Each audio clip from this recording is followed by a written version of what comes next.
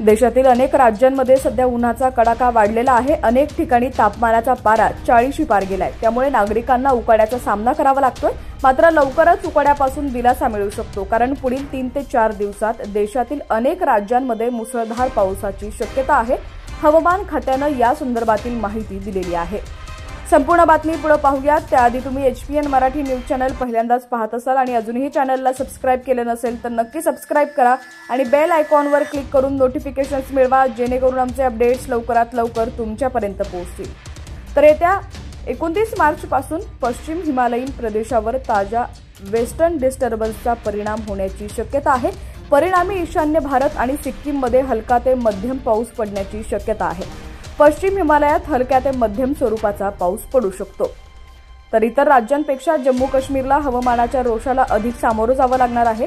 श्रीनगरमध्ये जोरदार बर्फवृष्टी होण्याचा अंदाज आहे, तर उत्तराखंडमध्येही वादळी वाऱ्यासह अवकाळी पाऊस आणि गारपीट होण्याचा अंदाज आहे।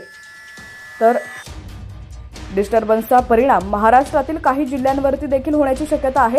येत्या 48 तासात विदर्भातील काही जिल्ह्यांमध्ये ढगांच्या गडगडाटासह जोरदार पाऊस होऊ शकतो।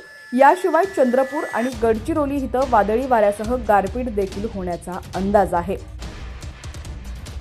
असेच दररोजचे अपडेट्स पाहण्यासाठी HPN मराठी न्यूज चॅनलला सबस्क्राइब करा आणि बेल आयकॉनवर क्लिक करून नोटिफिकेशन्स मिळवा, जेणेकरून आमचे अपडेट्स लवकरात लवकर तुमच्यापर्यंत पोहोचतील।